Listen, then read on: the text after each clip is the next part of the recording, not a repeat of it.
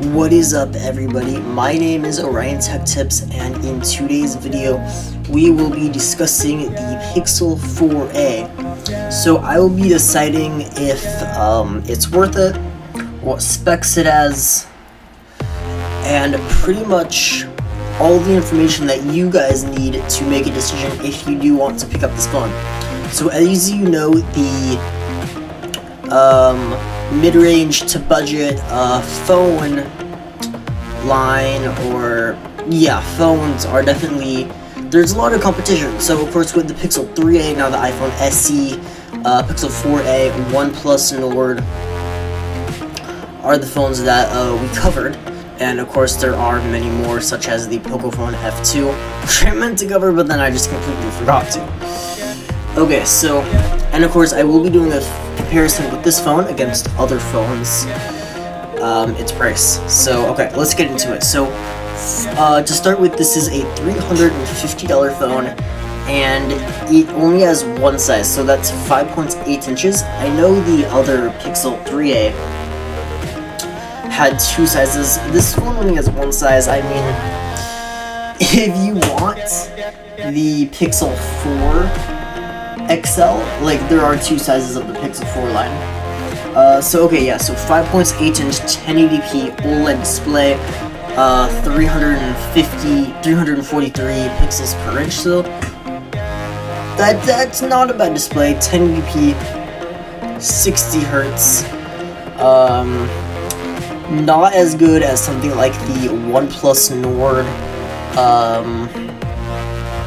or the Pocophone F2, but definitely a lot better than the iPhone SE's display. Okay, what else? It weighs 144 grams. It has a 3100 milliamp hour battery. Again, not as good as the OnePlus Nord's, but definitely better than the iPhone SE's battery. 6 gigabytes of RAM and 128 gigabytes of storage. This is actually pretty good. For a $350 phone, you have to keep that in mind. That's 128 gigabytes of storage, 6 gigabytes of RAM. That's, I mean, no base model iPhone even has that much. So the fact that this has it is actually, really good on a $350 phone. That is quite impressive. And the Snapdragon 730G, a rear camera, 12 megapixels, with an aperture of f1.7, video 1080p at 60 or 4K at 30, or 720p at 240 frames. Not bad. Okay, so the front camera is an 8 megapixel camera, f0.2 aperture, supports 4G but not 5G, and then an 18 watt cable is included. So it can support charging up to 18 watts. Again, not as good as the OnePlus Nord, but a lot better than the iPhone SE. So definitely, pretty much this is just like a basic phone except for the camera. So one thing, do not get confused, is yes, this phone takes amazing photos. If you know what amazing photos the Pixel 4 can take, this phone can take the exact same photos. However, it does struggle with video. So people just think, oh, it's a good camera, it must take amazing video. No, it does not. The video on this phone is actually quite bad. I wouldn't really recommend using it for the video. Of course, it does not support 5G. However, no budget phone does for this price. So I can't really, if I complain, oh, it doesn't support 5G, nothing else does. So I really, can't say much about that.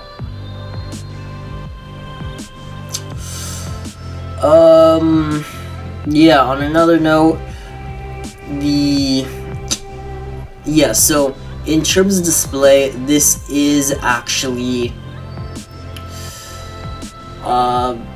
pretty basic, I guess. 1080p though, so you can watch HD footage, but of course only at 60 frames per second. This is definitely cheap. This is a cheap phone. It's like $50 cheaper than the iPhone SE and the OnePlus Nord phone. So really, with this phone, would I recommend it?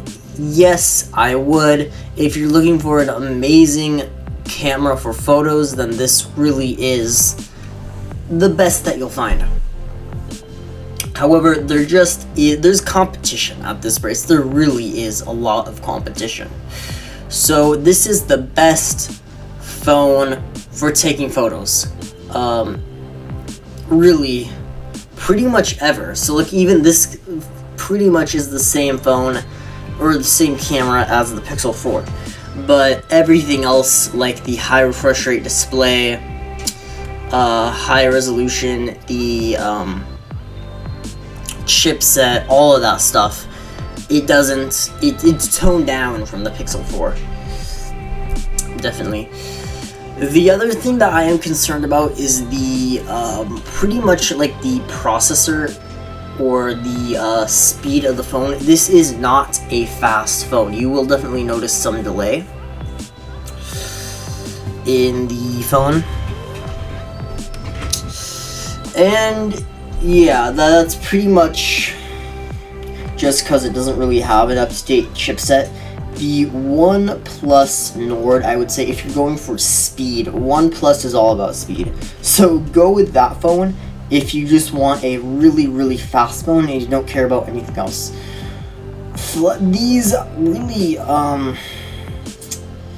flagships, or sorry, like these mid-range phones trying to be flagship killers, but they really can't be.